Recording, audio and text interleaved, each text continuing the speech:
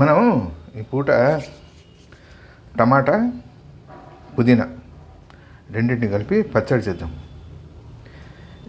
టమాటాని మగ్గబెట్టి అంటే నూనెలో వేసి పోపులో మగ్గబెట్టి చేసేది ఒక పద్ధతి ఉంది. ఇంకోటి ఇక్కడ మీకు పొయ్యి మీద కనిపిస్తుంది కదా, కాలుస్తున్నాం. టమాటాన్ని పొయ్యి మీద పెట్టి కాలుస్తున్నాం. ఇది మీకు పొయ్యి లేకపోతే కనుక కుంపటి అవైలబిలిటీ ఉంటే కనుక కుంపట్లో వేసేది, పైన లైట్గా నూనె రాసి కుంపటి బొగ్గు మీద కాల్చుకుంటే బాగుంటుంది. నాకు అవకాశం లేదు, కుంపటి అంటించుకోవడానికి వీల్లేకపోయింది, అందుకని పొయ్యి మీద కాలుస్తున్నాము, గ్యాస్ పొయ్యి మీద. రైట్, ఈ 4 పూర్తిగా కాలిన తర్వాత తీసి వేడి మీద మీరు తీయగలిగితే తీయండి, లేదా పూర్తిగా చల్లారిన తర్వాత పైన పొట్టు తీయండి. నీళ్లు పోయకండి, నీళ్లు పోస్తే రుచి సగం పోతుంది. కాబట్టి చల్లారినియండి, వేడి మీద తీయగలిగితే సంతోషం, లేదు ఆపేసి పూర్తిగా చల్లారిన తర్వాత పైన పొట్టు తీసి పక్కన పెట్టుకుందాం. దీనికి కావాల్సిన పదార్థాలు ఏంటిది అన్నది ఇప్పుడు చూద్దాం. నూనె ఒక 3 చెంచాలు, నేను ఒక 5 కాయలు ఈ సైజుకి తీసుకున్నాను. దానికి కావాల్సిన పదార్థాలు చెప్తున్నా.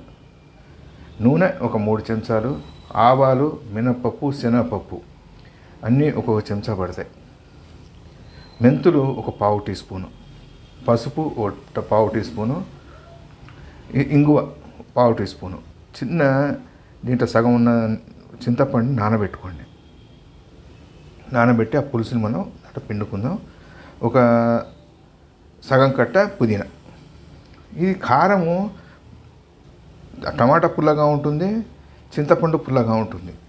పైపెచ్చు ఈ కూర మన పచ్చడి కొద్దిగా సుర్రుమనాలండి, అది రావాలి.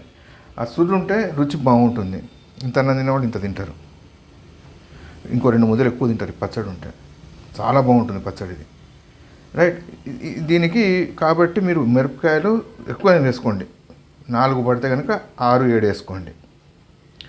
పులుపు గుంజేస్తుంది మనకి. ఇది ఒక ఇవాళ చేసుకుంటే ఎండలు లేకపోతే కనుక అదే రోజు తినాలి, లేదా మామూలుగా వాతావరణం చల్లగా ఉంటే కనుక మరుసటి రోజుకి బాగుంటుంది. చపాతీలో బాగుంటుంది, రొట్టెలు, మన పుల్క, ఇడ్లీలోకి, రైస్లోకి అయితే చెప్పనే అవసరం లేదు. నెయ్యి వేసుకొని తింటే ఇంక వేరే కూర కూడా అవసరం లేదు, బ్రహ్మాండంగా ఉంటుంది. ఇది అన్ని సామాన్లు మనకి కాల్చేసి రెడీగా పెట్టుకుంటే కనుక 10 నిమిషాల్లో తయారవుతుందండి. గ్రైండ్ చేసుకోవాలి. ఉప్పు కూడా అవసరము, ఉప్పు కూడా తీసుకొని పెట్టుకోండి. ఉప్పు ఒక 1.5 టేబుల్ స్పూన్ అవసరం పడుతుంది. నేను ప్రాసెస్లోకి వెళ్తానండి. ఇది మనం కాలుస్తున్నాం కదా, ఆల్రెడీ కాలిపోయాయి. వాటిని పొట్టు తీసేసి మిగతా విషయాలు అవి చూద్దాము. ఈ లోపల మీరు ఛానల్ని సబ్స్క్రైబ్ చేసుకొని వీడియోని షేర్ చేసి ఒక లైక్ కొట్టి రండి.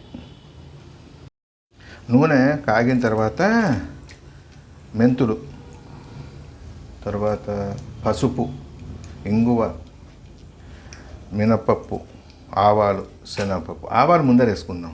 ఆవాలు ఏంటిదంటే వేగలేదనుకోండి చేదు వస్తుంది. ఎక్కువ వేగినా కానీ అది మాడినట్టు మనకి కనపడదు. కాబట్టి ముందర ఆవాలు వేసేసుకుంటే, ఆవాలు, మెంతులు వేగుతోంది. ఇది మినపప్పు, శనగపప్పు కొద్దిగా ఎర్రబడిన టైంలో ఏం చేద్దాము, పచ్చిమిరపకాయలు ఉన్నాయి కదా, పచ్చిమిరపకాయలను చింతపండు వేసేద్దాము. ఇవి మనం టమాటాలు పొట్టు తీసి పెట్టుకున్నాం. ఇది కుంపటి ఉంటే కుంపటి మీద కాలుస్తే ఏమవుతుంది, మనకి పాతకాలంలో పిడికల మీద చేసినప్పుడు ఒక పొగ వాసన వచ్చేది. పొగ టేస్ట్ తోటి బాగుండేదండి అది. పొగ వాసన తగులుతూ పరమాన్నం కానీ పాయసము, కూరలకి లైట్గా పొగ వాసన తగలేదు అన్నానికి, ఆ స్మెల్ వస్తుంది, ఆ టేస్ట్ జ్ఞాపకం వస్తుంది, మీకు చిన్నతనంకి తీసుకెళ్తుంది ఇది కుంపట్లో కాలుస్తే. రైట్, ఇప్పుడు ఇది వేగగానే పచ్చిమిరపకాయలు అవి వేసేద్దామండి. మంచి పోపు ఎర్రగా వేగింది, కనిపిస్తుంది కదా వెనకాల మనకి. ఇప్పుడు ఏం చేస్తాం, పచ్చిమిరపకాయలు వేసేసాం. పచ్చిమిరపకాయలు కొద్దిగా వేగే టైంలో ఏం చేద్దాము, చింతపండు పులుసు వేసుకుందాం. పులుసు నేను ఎట్లా గ్రైండర్లో వేసినాను కదని యాసిడ్గా చింతపండు వేసినాను. పైన నార ఉంటుంది కదా, తీసేసేయండి. నార తీసేసి చింతపండు వేసేసుకున్నాక చింతపండుతో వేసేయండి, లేదా పులుసు పిండండి, చింతపండు పులుసు. నేను చింతపండు యాసిడ్గా వేసేస్తాను. వేసేసి కొంచెం వేగనిద్దాము. ఒక 2 నిమిషాలు వేడి తగిలితే సరిపోతుంది. తర్వాత ఏం చేద్దామంటే పుదీనా వేసుకుందాం. అయితే ఇది మీరు ఒకవేళ మగ్గబెట్టాలి అనుకుంటే కనుక టమాటాలని దాని ప్రొసీజర్ ఆల్మోస్ట్ 90% ఒకటే ఉంటుంది, కానీ చిన్న తేడాలు ఉంటాయి. నేను అది కూడా వీలంబడి నేను మళ్ళీ చేస్తాను. ఇమ్మీడియట్గా చేస్తే ఒకటే వీడియో కంటిన్యూ అయినట్టుగా ఉంటుందని చెయ్యట్లేదు. దాన్ని మళ్ళీ ఇంకోసారి పచ్చడి చేసి చూపెడతాను. ఇప్పుడు ఏం చేద్దాం, మనకి చింతపండుకి నూనె తగిలింది కదా వేడి, అది వేసేద్దాం. పుదీనా ఆకు వేసేసి, మా నాన్నమ్మ గారు ఏం చేసేవారంటే ఈ టమాటా పచ్చడి చేసినప్పుడు టమాటాలో లైట్గా పంచదార వేసేవారు. లైట్గా అండి, పంచదార ఎక్కువ కాదు, లైట్గా.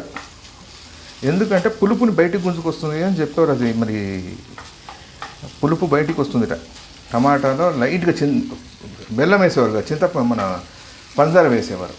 ఇది వేగిపోయింది, ఆరిపేసి చల్లారిన తర్వాత గ్రైండ్ చేసుకుందాం. ఉప్పు కూడా వేసేద్దాం ఇప్పుడే. అంతా వేగింది కదా, ఉప్పు వేసుకుందాం. ఉప్పు వేసుకొని ఆరిపేసుకొని ఒకసారి కలిపేసుకుందాం. కలిపేసి ఏం చేద్దాం, ఇప్పుడు ఈ టమాటాని వేసేసి గ్రైండ్ చేసుకుందాం. అన్నీ కలిపి గ్రైండ్ చేస్తాం కదా, టమాటాని వేసేసుకుందాం. వేసి ఒక్క నిమిషం ఇది సెట్ అయిన తర్వాత గ్రైండ్ చేద్దాము. అయితే ఇది మీరు పచ్చడి తినేదానికంటే ఒక 2-3 గంటల ముందర చేసుకోండి. ఎందుకంటే సెట్ కావడానికి టైం పడుతుంది. ఉప్పు, చింతపండు, టమాటాలు అన్నీ, కారం అన్నీ సెట్ కావడానికి ఒక 1-2 గంటలు టైం పడుతుంది. కాబట్టి 2-3 గంటల ముందర మనం చేసుకొని పక్కన పెట్టుకొని మిగతా పనులన్నీ చూసుకొని మధ్యాహ్నానికి రెడీ అయిపోతుంది. పొద్దున 9:30-10 చేసుకుంటే మధ్యాహ్నం 12-1 గంటకు మీరు భోజనం చేసే టైంకి పచ్చడి రెడీ అవుతుంది. నేను ఇది గ్రైండ్ చేసి వస్తా. ఇది చూశారు కదా, మనకి పూర్తి అయిపోయింది టమాటా పుదీనా పచ్చడి. చేసుకోవడం చాలా సులభం. వస్తువులన్నీ రెడీగా ఉంటే కనుక టమాటా కాల్చడం ఇవన్నీ రెడీ అయిపోతే 10-15 నిమిషాలు రుచికరమైన టమాటా పుదీనా పచ్చడి తయారైపోతుంది. ఇడ్లీ, పూరి, దోశ, వడ, చపాతి అన్నిట్లకి బాగా కుదురుతుంది, బాగా ఇముడుతుంది. అలాగే రైస్లోకి కొద్దిగా ఒక చెంచా నెయ్యి వేసుకొని తినండి. వేరే పదార్థం జోలి ముట్టుకోరు, వేరే పదార్థానికి అవసరం కూడా పడదు. చాలా బాగుంటుందండి, టేస్ట్ గ్యారెంటీగా చాలా బాగుంటుంది. కాకపోతే తినే ఒక 2 గంటల ముందర చేసుకొని పెట్టుకోండి. 2-3 గంటల ముందర చేసి పక్కన పెట్టుకుంటే ఈ చింతపండు, మిరపకాయలు, ఉప్పు అన్నీ సెట్ అవుతాయి. ట్రై చేయండి ఎలా ఉందో. వండి తిని రుచి చూసిన తర్వాత ఎలా ఉందో కామెంట్ చేయండి. మరో మంచి వంటతో మళ్ళా కలుద్దాం. థ్యాంక్స్.